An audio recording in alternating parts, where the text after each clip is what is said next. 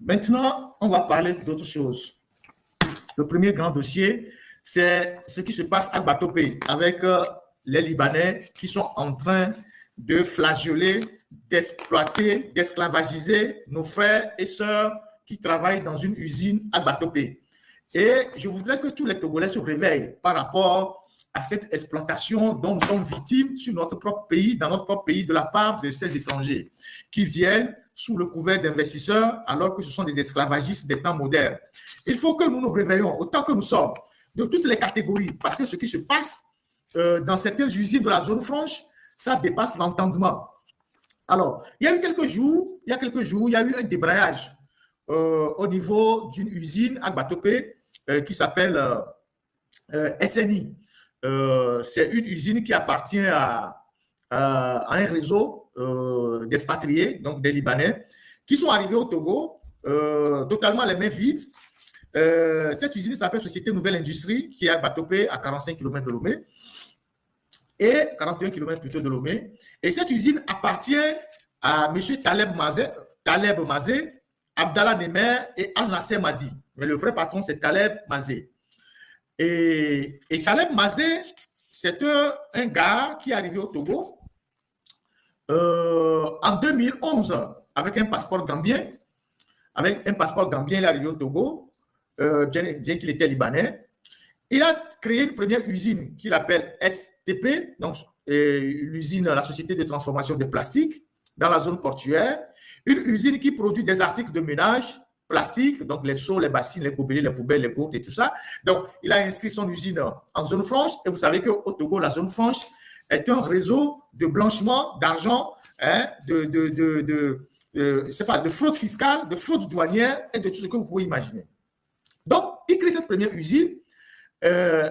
Il fait aussi des sacs plastiques non biodégradables en violation de la loi. Parce qu'au Togo, il y a une loi de 2011 qui interdit la production des sacs non biodégradables.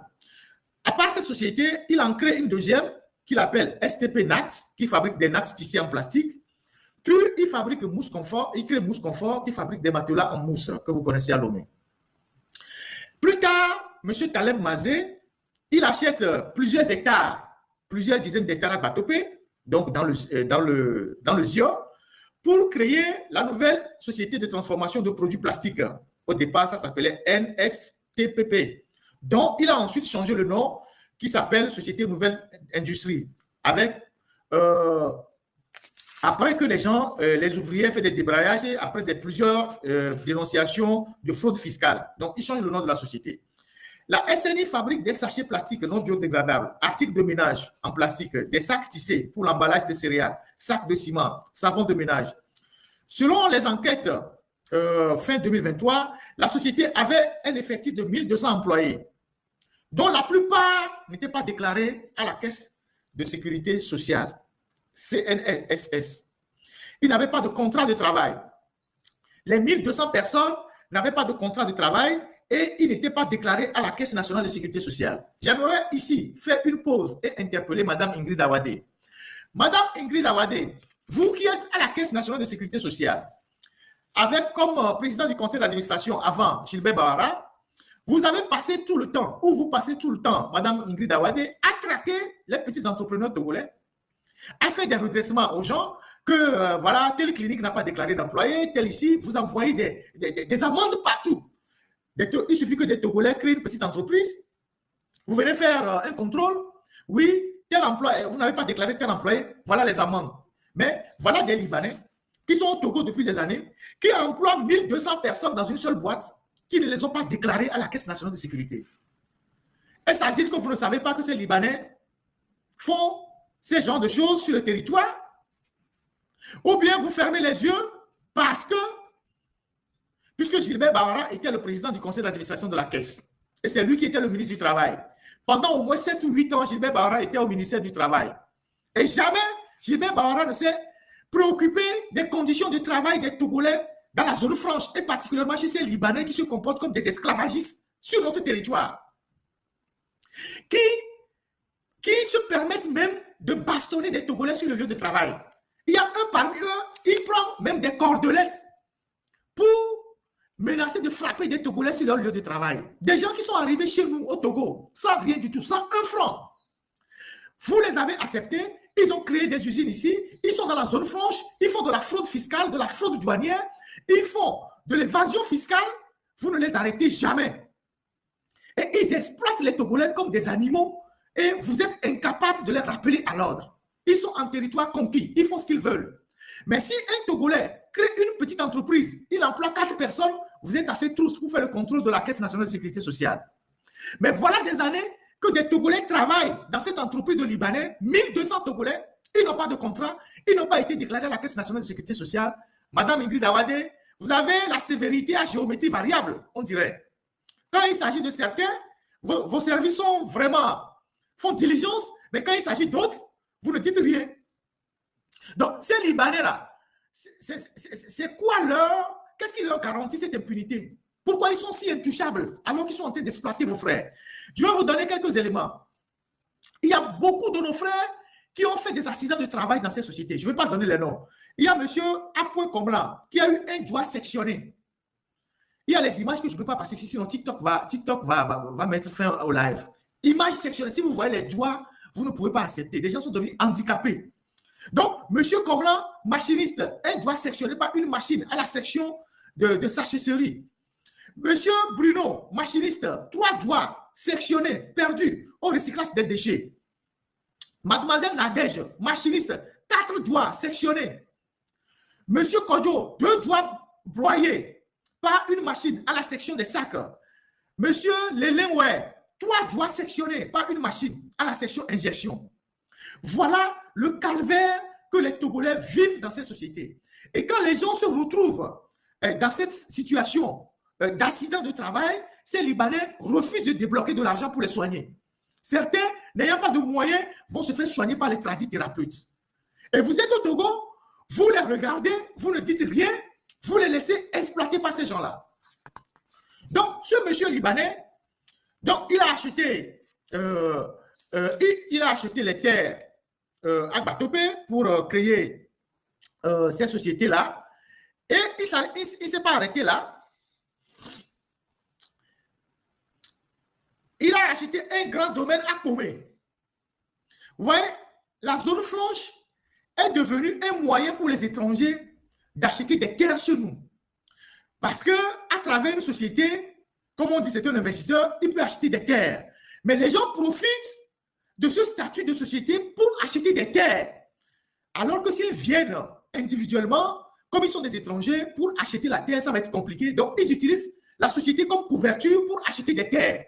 Donc, ce Libanais, après avoir acheté des domaines à Batopé, il achète un grand domaine de dizaines d'hectares à Comé. Comé, c'est à côté aussi. Il érige une grande industrie qu'il appelle Foma, qui fabrique des matelas, des tuyaux PVC, des tubes orange, des sacs de ciment. Il a un autre domaine à Djagblé, Tchikoulamoukondi, et où il est en train d'installer d'autres projets pareils. Il a des acquaintances avec des barons du régime qu'il mouille partout. Bawara a été longtemps ministre du Travail. Il ne s'est jamais prononcé sur ces gens-là, les dérives de ces gens-là. Il a des amis à l'OTR. Il mouille les gens comme il veut à l'OTR pour que ses comptes ne soient pas vraiment surveillés, tout ça. Et donc, il achète les terrains comme il veut. Il a des projets immobiliers. Il a des projets d'industrie, des projets immobiliers au Togo. Alors que quand les Togolais arrivent chez nous, des Togolais qui sont dans la diaspora, qui amènent des projets immobiliers, vous les bloquez. Mais vous permettez aux étrangers d'acheter des terres chez nous, de monter des projets immobiliers, de prendre de l'argent, de construire des villas, de les vendre et de rapatrier cet argent dans leur pays. Ça s'appelle du blanchiment. Et donc, ce monsieur, il a ses agents de l'OTR qui lui permettent de faire le blanchiment d'argent, de faire l'évasion fiscale. Il a acheté aussi des domaines où il a des roches et il vend du gravier. Vous voyez comment il diversifie ses activités? Il a des domaines, par exemple à Aveta, il s'est offert un grand domaine à Aveta, donc toujours à Djagblé là-bas, et où il a un grand projet immobilier. Il a des carrières où il vend du gravier. Donc, Libanais, elle va Togo, elle va planer dans les Togo, on s'est gravier dans Togolais, on a exploité Togolais, les Togolais, on a dit bandit. Que y a du peloton là, bon, là, alors là, on nous coué. Parce que ces Libanais-là, ils vivent à la cité du Millénium, hein, là où il y a tous les barons. C'est là-bas ils sont. Et ils exploitent nos frères. Ils les bastonnent. Il y a un, voilà celui-ci, dans sa carte sa carte de séjour. Voilà celui-ci. Lui, il s'appelle Ali Abdallah. Il s'appelle Abdallah Nemer. Lui, il est même de 1992. Hein, quelqu'un qui est né en 92. Vif féminin. Et ils sont là et bassent pour la Togoton, les Tomé. Les Batopé. Lui là, le farfelu que vous voyez là, il prend la cordelette pour frapper les Togolais au boulot. Le farfelu que vous voyez là. Ils sont là et bas, là sont pour Togoton, les Tomé. Celui-là, celui que vous voyez là. Et ils sont là, c'est le, on l'appelle au boulot là-bas, c'est lui le, c'est pas, c'est lui je sais pas comment dire, c'est lui le redresseur. Donc pour eux, les Togolais sont des nègres. Il faut les redresser. Et pour l'amour, les doigts, alors menacé à mot. C'est lui ça. Il est de 92 ans. Et il y a tout le qu'on a dans les fous. Il m'a dit, bon, voilà la mer, voilà la parce que parmi vous, il y a des traîtres. Les doigts et les bateaux que les fous, il y a des gens qui sont avec ces esclavagistes-là contre leurs propres frères. Parce qu'on le dit promotion. Comme nous, les Togolais, on est des traîtres nés. Nous avons vu les groupes, mais nous avons une revendication. Il y a son numéro sur les Libanais. Et les Libanais, on l'avait tout. Alors là, pour vous, les Togolais, il y a tout vos vidéos. Il y a des photos. Il y a beaucoup les bateaux. J'ai des images. Quand vous allez continuer par vendre vos frères aux étrangers, là, pour votre propre promotion, là, je vais commencer par vous exposer. Donc, il y a ça, il y a un vieux. Les machines soient là, il y a un vieux, il y a un vieux, il y a une revendication, il y a mais non, parce que vous êtes bien avec le patron. C'est ce qui se passait au temps des esclaves, où il y a certains qui se mettaient dans les bonnes grâces du blanc contre leurs propres frères, parce qu'ils mangeaient à la table du blanc. Il y a quand même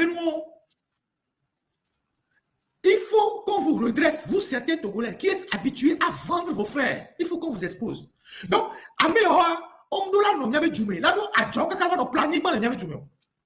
parce que Togolais ne peuvent pas planifier les Liban. Donc, et nous, et ils sont pleins comme ça. Le second, qui s'appelle Nasser Abdallah, employé de Yesouvi, il règne là-bas en potentat. Il faut montrer son passeport. C'est lui ça. Et moi, non, je ne pense pas que ce soit lui. Ça, c'est un autre. Ça, c'est Hussein. Il y a un autre. Lui, on l'appelle Yesouvi. Il règne là-bas comme un potentat. Et il fait peur à tout le monde. Il massacre tout le monde. Et Amérique doit la pompo. Et pourtant, quand la situation a dégénéré là-bas, il y a l'inspection parce que ces Libanais ont refusé que même la direction du travail, la direction régionale du travail, ait accès à l'industrie, à la société. Ils ont interdit. Même le préfet. On le signalé là, il avait propos restreints pour 10 minutes. Je ne sais pas comment il faut sur TikTok. Mais non, mais propos haineux. Je n'ai rien à foutre de ça. Comment on règle ça sur TikTok? Le propos haineux, live restreint pour 10 minutes. Je n'ai rien à foutre de ça. On parle de notre pays. On parle de notre pays. On parle de ces individus qui viennent foutre la merde dans notre pays. Et on va parler d'eux proprement. On va utiliser les termes qu'il faut pour les décrire. On ne peut pas accepter que dans notre pays, ces individus viennent faire la loi comme ils veulent, dans le silence total. Il y a 1200 personnes qu'on a dans les bateaux PA. Le 8 décembre, il faut aller dans la rue. Il y a même 1200 personnes qu'on a dans les bateaux PA. Le 8 décembre, là, il faut manifester. Parce que, où est-ce qu'on clique la contestation? Je ne sais pas. Moi, je ne suis pas habitué au TikTok. Bon.